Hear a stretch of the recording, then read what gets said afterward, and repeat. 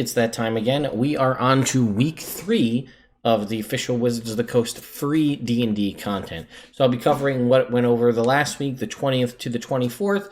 There is some to be expected and some interesting stuff that I didn't really think about using it in the way they did. So if you want to see what those are, stay tuned.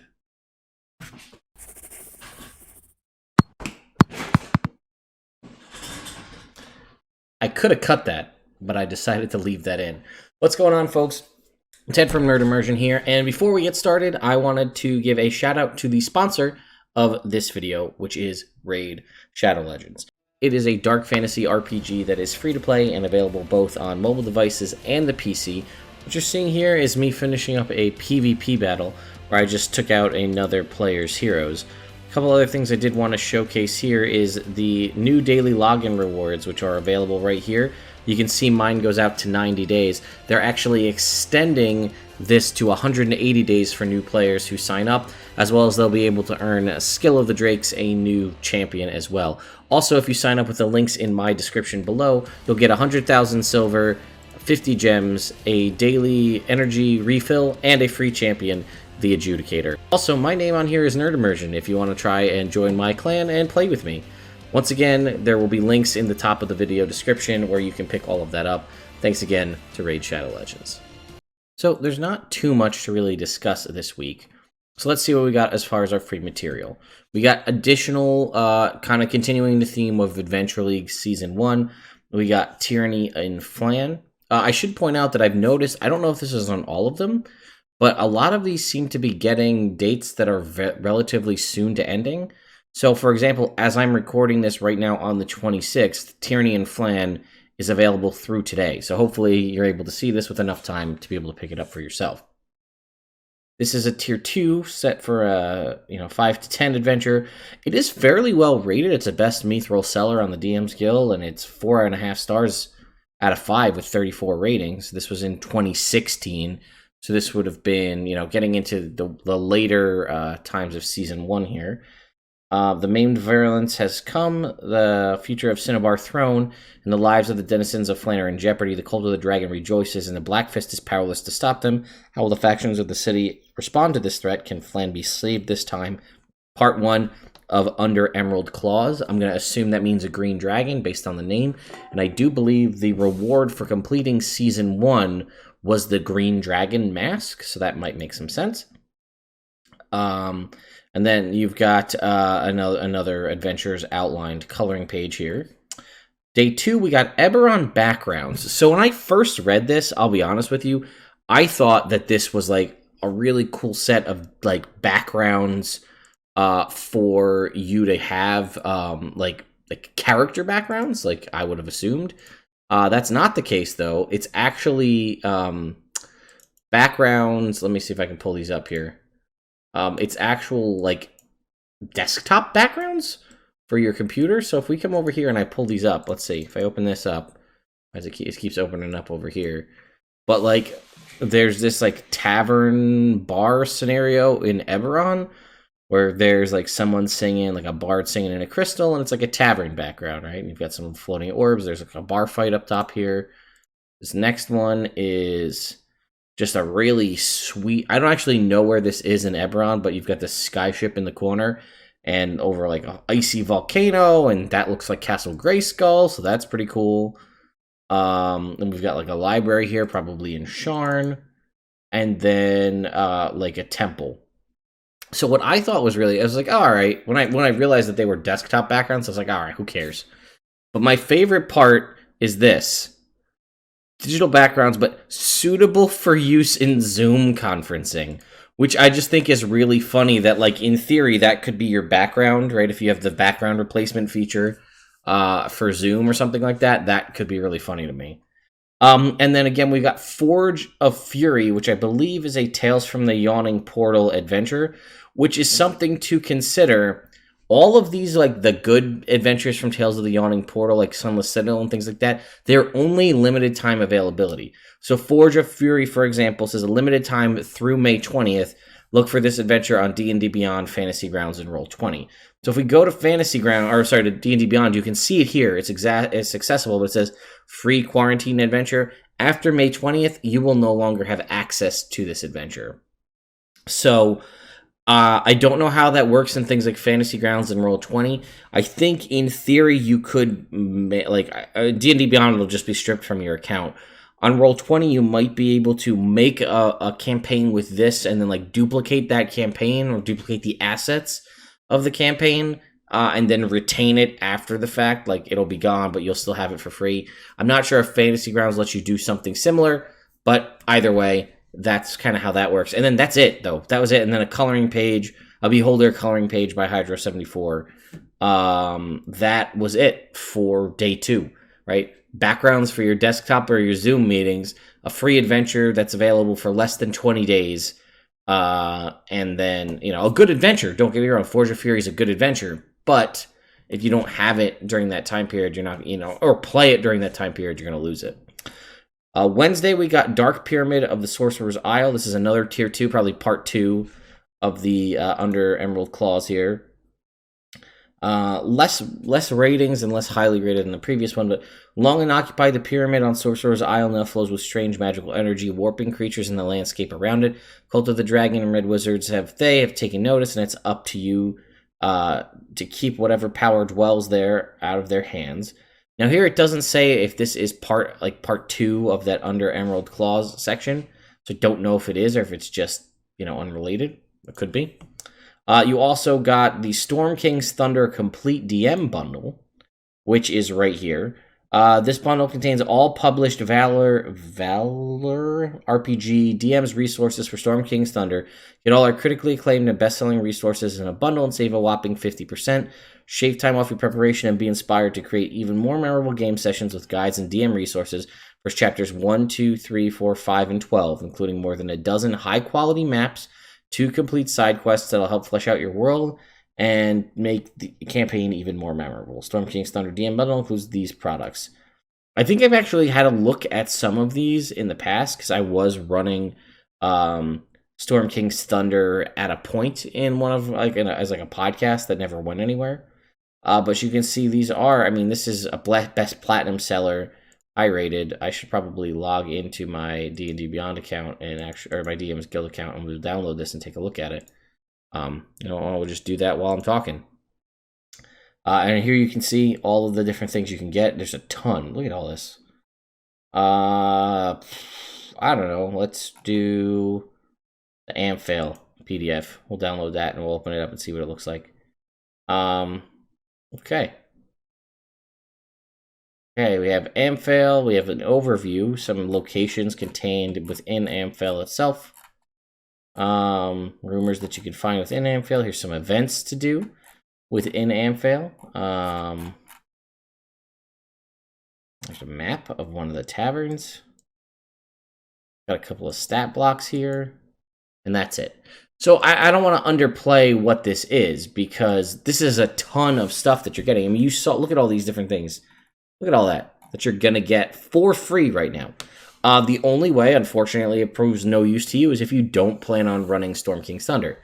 I should say that because it's designed for Storm King's Thunder does not mean you can't take and use any of this information for your own game set in the Forgotten Realms. Would be even easier if you were going to send somebody to Amphail. You could ignore the Storm King's Thunder giant part of things to just deal with the sessions as they go.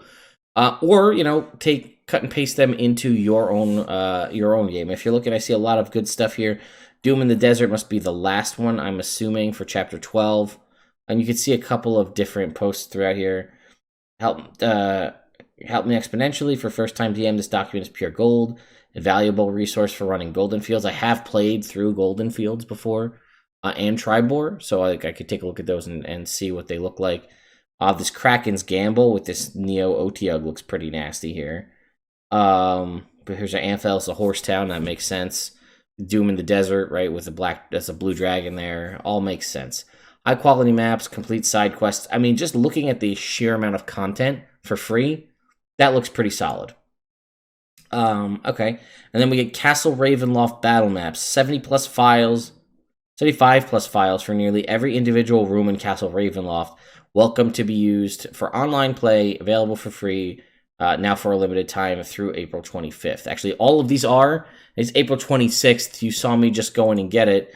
Let's try and download this Castle Ravenloft Battle Maps too. Get it free. It's April 26th. I'm still able to get these now, so if you hurry up, you may be able to get them as well. We'll take a look at how it is here on the DM's Guild. A Best Mithril Seller, 41 ratings for 4.5 stars. Look, you can see here they're actually printed out. King's Bedchamber, Heart of Sorrow, Brazier Room, Servants' Quarters, and so on. People seem to be a big fan of these. Virtual tabletop variations with lower resolutions, so you can use them in a virtual tabletop as well, which is great. 2 print-ready PDF files separated into letter-size compatible rooms and larger. Both of these files make it instantly easy and possible to print 96% of the castle immediately on a standard home printer, which is awesome, right? That's what you want if you're don't have access to a plotter or a large-scale printer. A home printer would be more than enough. I'm looking over there because that's where my printer is. New set of room variants corresponding to the adventures Standing Forlorn. So if we click on that, is this adventure right here, which is an old 2e adventure? 3? No. It's just the text screwed me up, but it's a DM's Guild adventure. So this was actually released in April of 2020. It was only released 2 days ago, so this is brand new. Sands of Time, which is this one you do have to pay for, is $29.95 to buy this right now. But you'll get a map, set of room variants corresponding to this adventure. I'm probably going to look into this adventure because it looks actually pretty sweet. All right, anyway, that's enough. Let's not talk about stuff you're not getting for free as part of the adventure. That was all for Wednesday, and then a Fire Giant coloring page. On Thursday, we got Vernest digital backgrounds. Again, as I had thought before, it is not character backgrounds. It is backgrounds that you can download, like desktop backgrounds. We'll open these again over here. These are really nice. These are Vernest. Like, look at this. This is very cool. This epic kind of war machines rolling across Avernus. That is just, it looks sweet. What do we got here? Again, more like encampments. This is all very concept art. This looks like this is either Baldur's Gate or Elturel.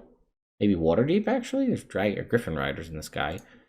And then another, maybe this is, I don't know actually what any of these cities are. Maybe this is probably Baldur's Gate, but either way, very cool. Backgrounds for use potentially in your Zoom meetings.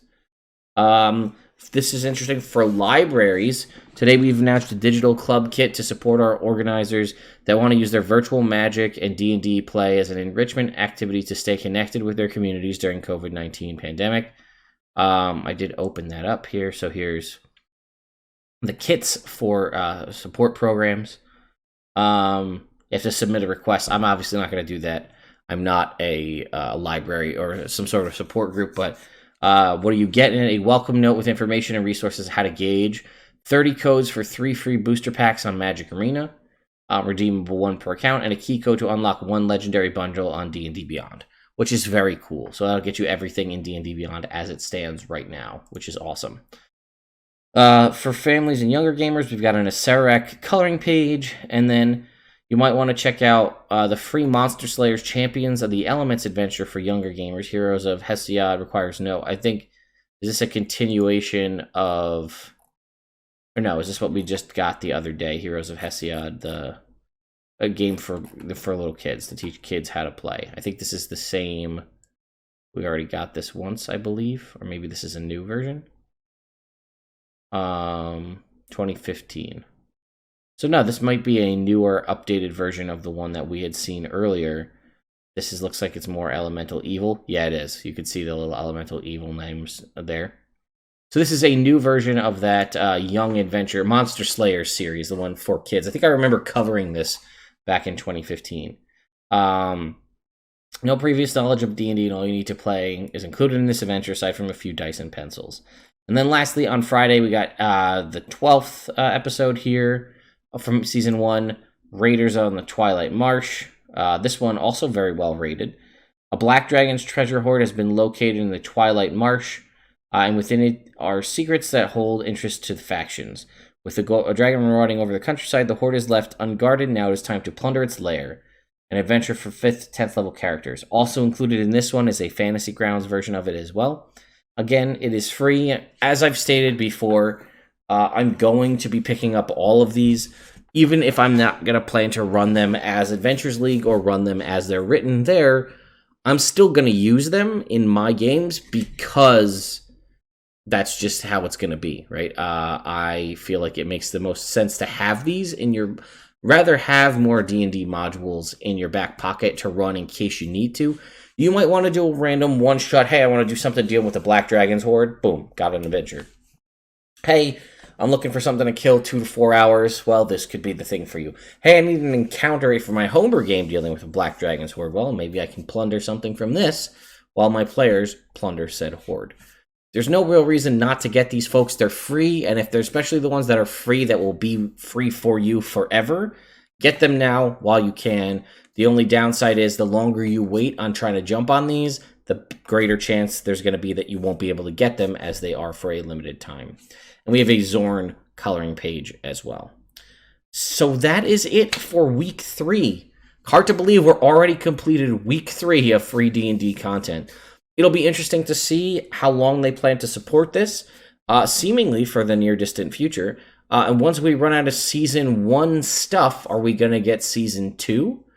Who knows, right? Are we going to manage to get the entire Adventure League library for free over time? It is interesting, though, this week I felt was a little, like, I feel like the previous weeks we got some nice DM's Guild third-party stuff, like good, solid, meaty adventure modules or other things to expand existing campaigns. And this week we got digital backgrounds twice. And like the thing for libraries is awesome, but that does nothing for the general person, but not that it has to, right? So very cool stuff. Let me know what you all think. Have you played any of the adventures that were listed in here? Are you planning to? I'm very curious about the that new adventure that I accidentally stumbled upon there, the Ravenloft looking one. Seems pretty interesting. So thank you all so much for watching. Big shout out once again to my patrons on Patreon for helping to make this and a lot of other videos on the channel possible. Also, I guess a shout out to Wizards of the Coast for putting out free content 3 weeks in a row. Good on you guys. We do appreciate it, even if not everybody loves this content. A lot of people do, and free D&D is always good. And again, I broke 30,000 subscribers, so by the time you're seeing this tomorrow, I will be releasing my 30K Q&A video, so thank you to everyone who submitted questions. I do appreciate it. I've got at least an hour's worth of content there. I plan to try to get through every question if I can. So speaking of that, though, if you haven't subscribed to the channel already, I would greatly appreciate it if you did so, and I will see you all next time.